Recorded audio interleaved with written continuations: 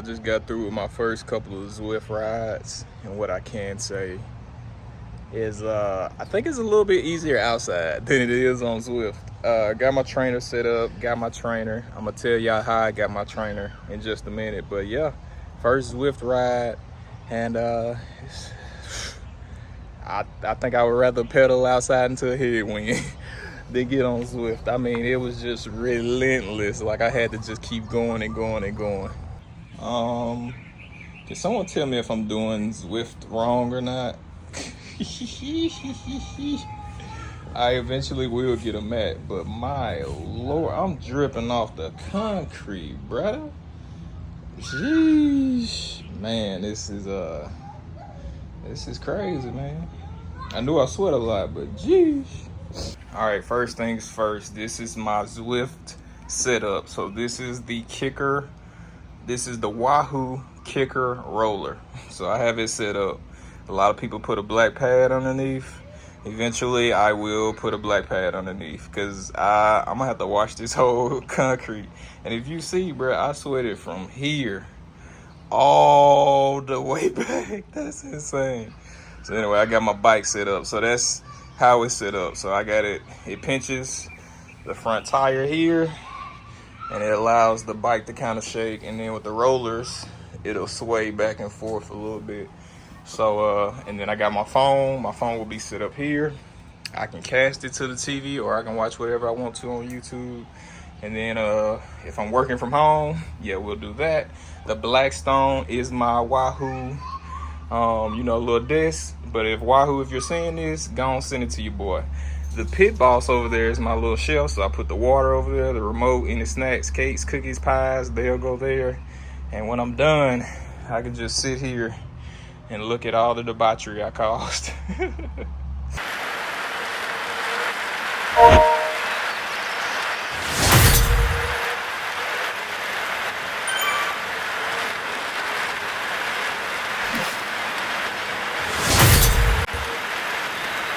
All right, so let's talk about how I got this trainer. So last Thursday I went to the bike store here that I frequent, that I got my bike from. Really great, just a great bike store. So I went there and I was like, hey y'all, I really would like a trainer. I've been on a couple rides now, and to get stronger, I need to be on a trainer ASAP.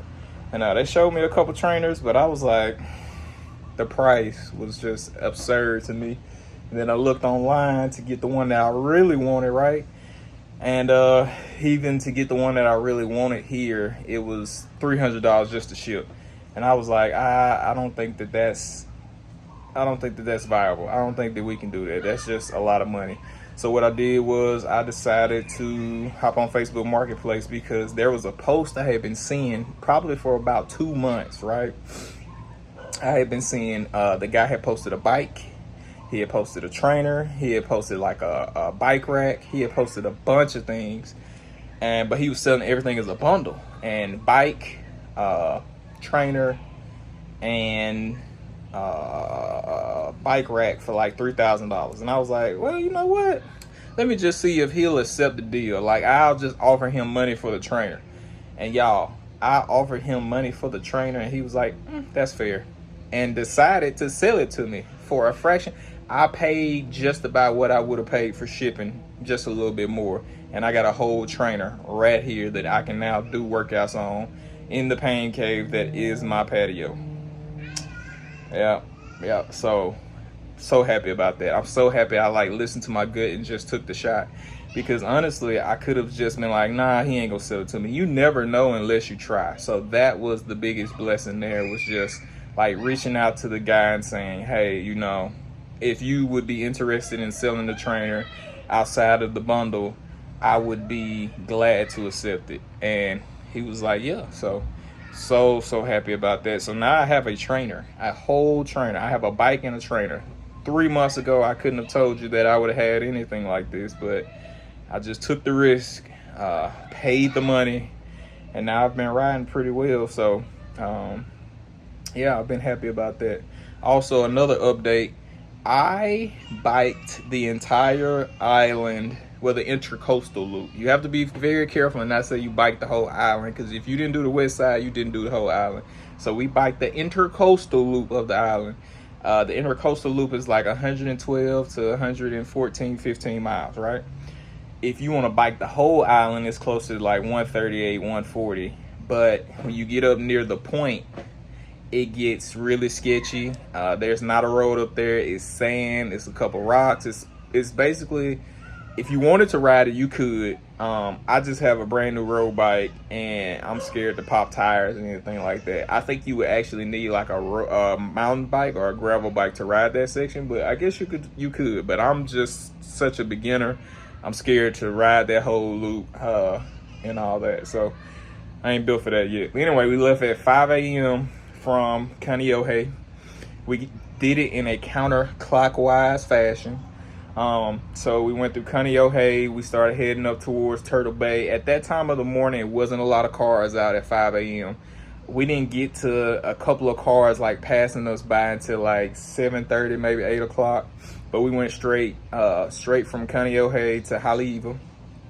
It was like 46 miles. It was fast. We were with the group. You could draft off, one another. Somebody would take turns rolling up to the front. Made a good pace group, and we was just hauling butt, right? It came down to the point that we had to stop, right? It's 46 miles. We needed a little pit stop, so we got some coffee in us. We got some bagels, we got some pastries, and it was good. Like, we really just rested and refueled and got everything together. After that, we hit one of the hills up there. I'm not familiar. I know one of them is called like Pineapple Road or Pineapple Street Express, but we took the other one that's closer to like going into Old Town Haleiwa, and it's like, I don't know what the grade is, don't make me lie, but what it felt like was 10% grade for 5 miles. And your boy is a brand new cyclist, so I was huffing and puffing. But luckily, my homeboy Ryan, that I invited to the ride, turned back around and came and got your boy like a tow truck and pulled me all the way back to the group. And when I say, y'all, I had the energy of 10 men when he came and got me, but before I was just depleted. I was like, y'all go on without me, I'm dead. So he pulled me on back to the group, and then we pulled up by between Schofield and Wheeler Army Air Base. And did good. Like, it was just rolling hills once you got back there, and then eventually it dropped off into like a 3 mile just decline, and you could hit speed. It was a couple of red lights there, but it got sketchy. Once we came down that road, we were a little confused, because we was like, if you keep straight, it would take you into Ever Beach. So we know we didn't need to do that, but it was also on the highway, so we was like, we need to get off this highway. We don't need to be on here long. But it was an off ramp, and I was like, I don't know where the off ramp goes, but I'm pretty sure we need to like cut off and then cut back to head back towards like Pearl Harbor. So we got off on that exit and did that. Now this is where we really cooked ourselves. At least I think we cooked ourselves. At that point, it's like 8 a.m., 9 a.m., 10 a.m. time frame. People are out. It's a Sunday. People are headed to church. People are coming from church. People are headed to the grocery store. So the traffic was heavy. Now, it was like 10 or 11 of us. So we were able to like just kind of like sit in a double pace line for a little while until finally we had to kind of scoot over into a single line. And like we were hitting light after light though. So you would clip in, you would roll for a little bit, you would clip out. You would clip in, hit a couple lights, and then you had to clip out. So it was just time after time after time of you having to clip in and clip out. And then finally we got near the Arizona Memorial, and we were able to kind of book it till the airport. We were kind of able to book it, and then we got into that long stretch that takes you into Kaka'ako, and we finally stopped. So we stopped at the little coffee shop. We got some pastries in us, some coffee in us, some Cokes in us. I think 2 Cokes. I had a Gatorade Light. I just had to try to eat as much as I could, because at that point I'm looking down at my watch, and I had burned like 3,500 to 4,000 calories, and I had another 40 miles to go. And in my brain, I'm like, 40 miles ain't bad, but it's 40 miles after 3,500 calories. So I'm like, yeah, I need to eat. So we left there. My boy Ryan caught like a flat. One of the other guys named John caught a flat. They pumped them back up, kept rolling, caught another flat. At that point, we were just stopped going. We was changing tubes, changing tires, trying to figure out what was going on, and we were rolling. We got to Kahala and caught another flat. So we changed it, offed up my tube, but he fixed his TPU tube and started the roll, but at that point it happened again. So Ryan had to call it a day. And at that point in the day, once you get on the highway that takes you from Kahala all the way to Hawaii Kai, it's a headwind. Everybody knows going is a terrible headwind. So we were rolling, and I was with the group, and I tried to hang on as long as I could. I probably made it 5 or 6 miles, but the pace was just too fast. My legs were shot, and at that point, we were at like mile 85, 86, close to 90, and my legs were just shot. My previous longest ride was, I think, like 54 miles. And I'm at mile 95. I'm close to doubling my mileage at that point. And I just didn't have the legs in me, and my legs were shot. So I said, hey, y'all go ahead. I can't go anymore. Y'all shoot it. I'll meet y'all at the Makapu'u Lighthouse if I can catch y'all there. So we got down into Hawaii Kai, and I saw them on the strip. I had caught back up to them, and they decided to take Heartbreak Hill. I knew at mile 93, 94, I didn't have the legs to take Heartbreak Hill. So what I decided to do is I took the cut-through road through the neighborhood, and if you know, you know. Maybe I may put it here on the map. It's a gentle elevation versus like 14% grade straight up into the sky. So I was like, let me take this. I took this, came down by the golf course, and ended up, I think, at Sandy Beach, and then booked it. By the time I got to Sandy Beach and booked it over, though, we had a downpour. It started raining. I am literally getting soaked, getting drenched. At this point, I got to the bottom of Makapu'u Lighthouse, and I looked at that road, and I knew I didn't have it in me. I got off that bike and I walked it all the way up the hill. Sure did. The legs were gone, bro. I think I had just made like 100 or 101 when I got there, and I didn't have the legs. So I was like, bump this, I'm off. So I walked it up. By the time I made it to the top, I had kind of got my lungs back, kind of got my mental back together, because I'm like, it's raining. I'm walking up this hill. I'm tired. I'm at 100 miles, and I still got 12 to 14 more to go. And this is like the longest ride I've ever done, right? So by that time, I came down, made it into Wamanalo, pulled my GPS out. I'm like, I don't need to be making no wrong turns. I need to go ahead and finish. And eventually I did finish. I came up by MCBH and finished in Kaneohe. That was the longest ride I've ever done. It took 7 hours and I think 35 minutes. And 7 hours and 35 minutes, and I think it was 10 hours overall. So we spent 2.5 hours just breaking, right? It was epic, man. I can say that a little boy from Mississippi rode the island of Oahu, like rode it by bike, saw every bit that the island had. It was fun. It did get a little hot towards some parts. I think I went through 7,000 milligrams of sodium. Probably more than that if you count the pastries and the granolas and the Cokes and stuff. So we were moving. I think I burned 6,500 calories overall. It was just an epic day. My bottle cage disintegrated. I had bought one from Amazon, and it was the same one that I got from the bike shop. It matched everything. Disintegrated. Like, I looked down and my bottle is laying on my crankshaft. And my pedal is like, I can't go down. I'm trying to figure out why I can't move. Literally, my bottle is laying over, and the bottle cage just has a screw at the bottom bracket, and everything else is gone. I was like, what the? So, yeah.